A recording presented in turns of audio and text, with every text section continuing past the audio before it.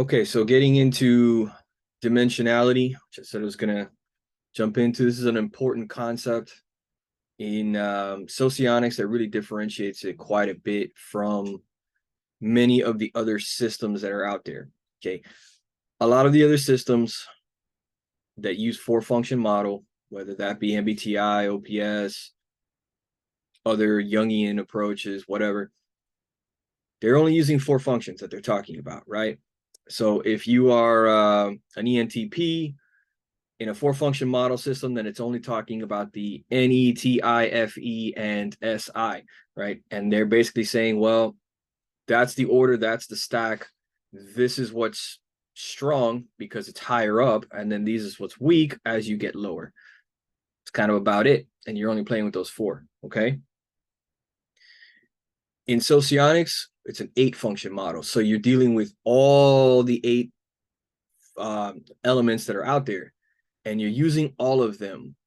Now, there's as many as four elements that you can be very good at, right? See the difference already.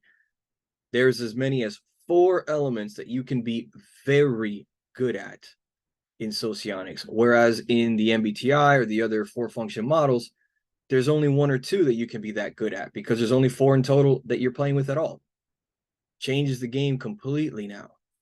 Changes how you're going to present and how you're going to appear a lot. So let's just jump through this. Let me share this screen here. This is from the World Socionic Society. I'm going to use this one because it's kind of nicely formatted. Just a nice little layout for this discussion here. All right, so here's their page again, discussing Model A, blah, blah, blah, blah, right? Strong versus weak. Strong things are higher in their dimensionality. Okay, so you have 4D, four-dimensional, 3D, three-dimensional, 2D, two-dimensional, and 1D, one-dimensional. The bigger the number, the stronger you are at it. Strong means good. You're good at it. Okay. Now, there are certain things that we use and that we show to people. It's very visible. You can see it. It's what would be called as a bold element. It's visible to others. Doesn't mean it's strong, though. Doesn't mean it's strong. Being visible and being strong are not the same thing. Okay. Sometimes it's visible and strong, like your leading function. And sometimes it's very visible, very bold, but it's strength, like your mobilizing function. Okay. So right here, it's kind of giving you, yeah, one-dimensional, two-dimensional, three-dimensional, four-dimensional, which is strong, which not strong, right? As you keep going, we're going to go here to this chart, basically, right? Woo, all righty. This is the same thing as looking at before. This top block, right? Blocking, very important.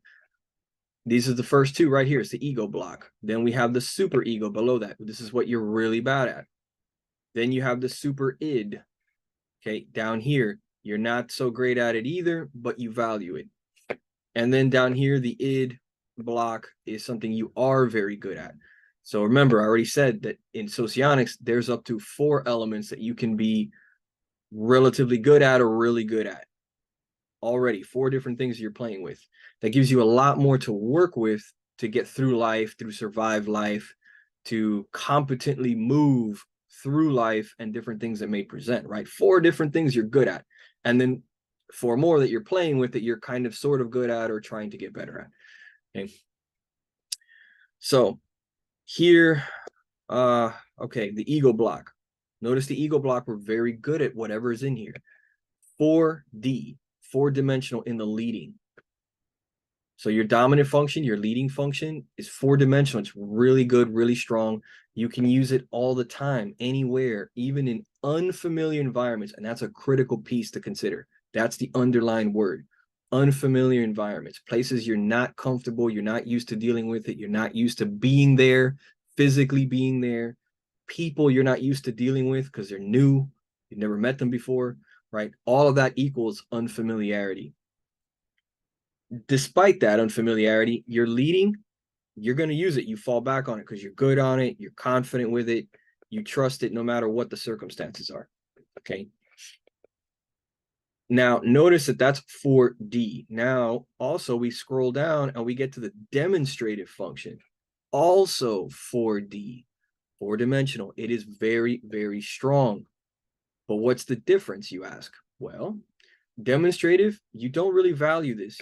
You do it very easily, but you don't think it's that important. You dismiss it. You think others do this very well and easily too. And so you're like, yeah, whatever. Okay, yeah, I did that. I got it done. And what? Who doesn't everybody? Like, who cares, right? Not a big deal. Leading function, you do care. This is important. This is the focus that you want. Okay. So notice that's a huge difference right now for people coming out of the other systems. You now have two things that are noticeable. They're bold. You can see them. You can see people doing them, showing them off. And they're very good at both of them. Wow. Two things already. Very, very good. Very noticeable. You have to pay attention to. Now we get to the three dimensionals. Okay. The creative, your second position, is three-dimensional. It's also very good. It's very strong, but it's more flexible. It's not always on. It's sometimes more subtle than the leading or demonstrative. It doesn't always have to be useful. You can flip it around, do all kinds of stuff to it. Whatever the situation calls for, you'll use that creative function. The same is said for the ignoring function. You come over here to the ignoring function, also three-dimensional, very good, but only utilized when needed to support the leading function, to support the situation. That's it. That's all it's trying to do. Okay. Three-dimensional. Now let's get to two-dimensionals. So now the two-dimensionals, we're not so good at two-dimensionals. Okay. This is definitely, you're a C student here. It's kind of, right. As you get older and as you become more familiar with situations, as you start to just get more comfortable with things and you play with these things, you can get better in these areas, but you're never great. And it doesn't always show itself. Okay. So here you have the two-dimensional of the mobilizing function. Okay. The mobilizing here is something you really care about. You aspire to get good at it. You want to get better at it. You want to do it. So you really are showing this thing, and it is a bold function. Mobilizing is bold. It's noticeable. You will see it in many cases on a person. They're trying to use it. They're trying to show it off. Sometimes they show it off a lot, maybe way too much. Okay. But in unfamiliar environments, this can be a problem. In unfamiliar environments, they may use it inappropriately, use it too much, or not use it at all. It can come and go. More often than not, they may end up using it too much or somehow inappropriately. It comes off clunky in some way. Okay. But when in more familiar environments, it can come across quite strong, quite well. Okay. That's one of the ones that is a little bit like wishy-washy. It's a little bit, there's a lot of depends on how that might present itself. The role function is part of the superego block, something you don't like, you don't care, you're not good at it, is also two-dimensional. So similar to the mobilizing, it's C average kind of performance here. You can get better at it. You can get, decent, especially when you get more familiar with it. You get more familiar with the situation and how to use it in those situations. The role function can pick up, but you don't like the role function. You don't value it either. You think it's kind of annoying. It's this thing you just got to do. Okay. Mobilizing, you do like it, you do value it, you do see the importance of it. So you are trying to actively use it. And that's the difference. Then we have one-dimensionals. Okay, one-dimensionals, the vulnerable function or the polar function, where you just flat out suck. It is so weak. And making matters worse, you don't like it. You really don't like it. You don't understand the point of it, maybe. You're kind of wondering why anybody cares about it. Like, why? This is so annoying to have to deal with this. I wish I can just ignore this or get rid of it. or whatever, or you just flat out ignore it mentally. Like you're not bothered by it. You're not upset by it. You just don't even bother to think about it. So that's the vulnerable function. Very weak, very noticeably absent. Compare that to the suggestive. Suggestive function in the number 5 position. This is the same as the inferior function in MBTI and the other 4 function systems. Suggestive is something that we are bad at. We lack confidence. It takes us a long time to get better over time, but we do care about it. We want to get better at this. We're hoping somebody helps us with this. We are hoping to find answers to this, look out information, read a book on it, whatever we can do to improve this particular area. This area does cause us, as says here, discontent and frustration. It bothers us. It makes us unhappy. We're trying to figure this part out. In terms of maybe happiness, yeah, I would say just in terms of being happy, what you're looking for to be happy and fulfilled in life, you're probably paying attention to your super id. You want your mobilizing to get better because that makes you feel good. Like, I'm growing and developing. Oh, look what I can do now.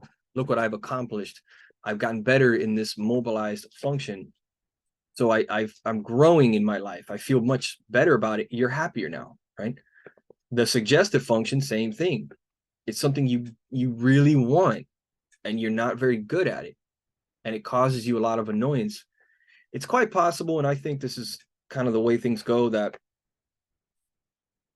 for some people might relate to this. I think this kind of happened to me.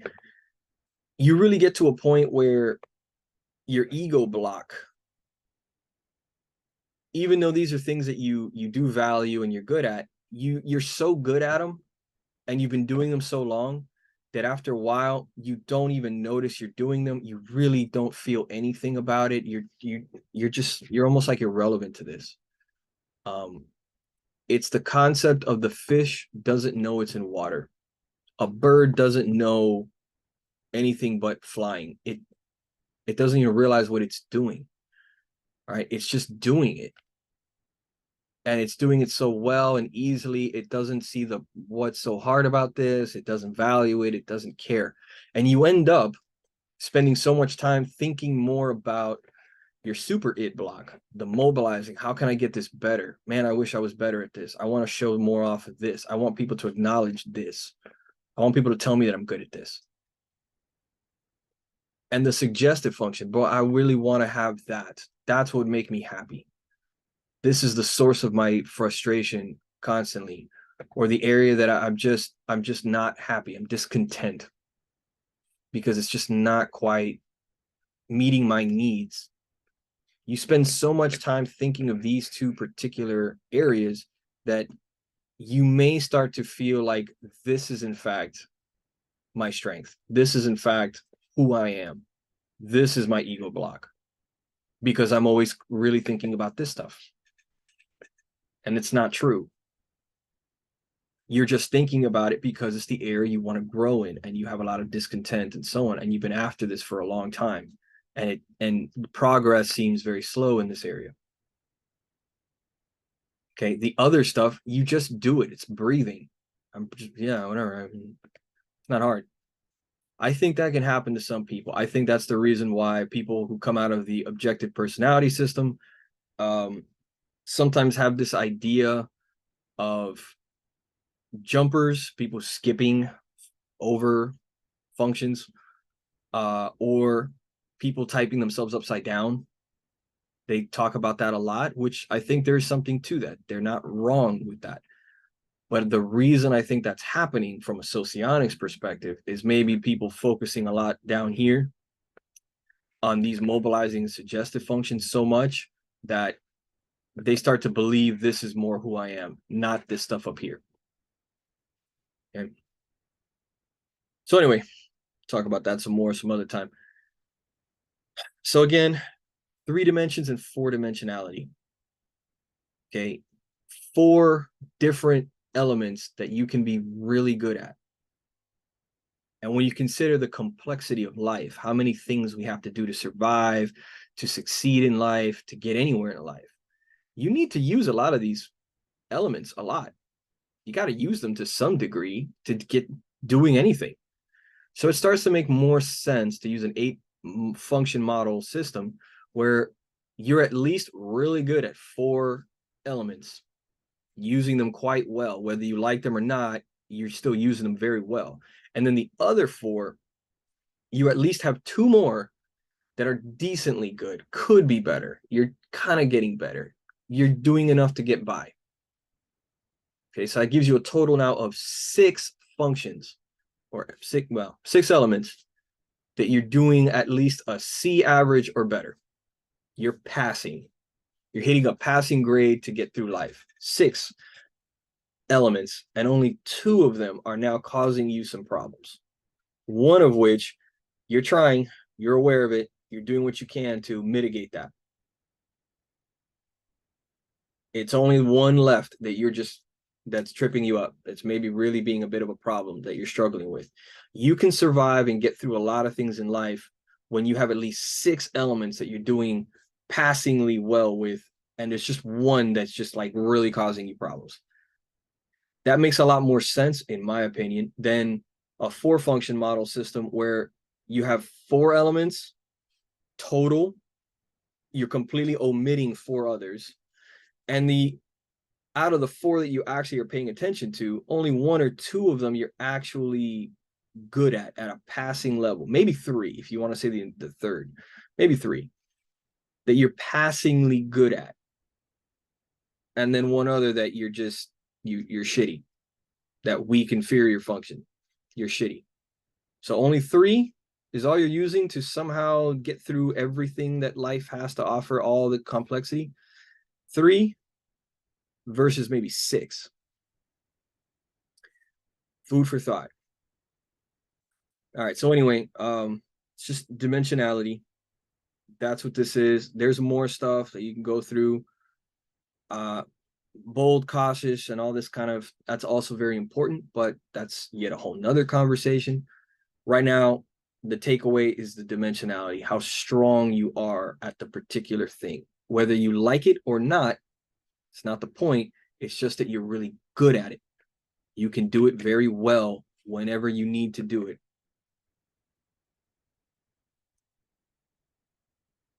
Yeah. I'm gonna leave it at that. I got some ideas there, but I'll save that for another thing.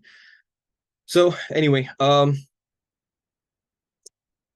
that's good enough. As always, the like and subscribe and leave your comments. Let me know what your questions are. Was there something on there that was kind of not clear, mumbled, garbled? Maybe I ran through something too fast, or I just kind of like did a flyby right past something. I tend to do that. I'm trying to go directly after what I think is the most important things, the key takeaways, the stuff that is going to get you to understand it quickly and be able to hit the ground running, and not dilly-dally too long with just irrelevant stuff. I'll save the other extra information for you guys to kind of like go over at your own time and your own leisure to absorb it deeper. But I just want you to get the major takeaways and keep going. Right? So again, leave those comments for me. Until the next one, where we'll probably talk about, probably the stubborn and flexible and bold and cautious, very important stuff, and all this cool stuff they have down here. Okay, so until the next time, guys.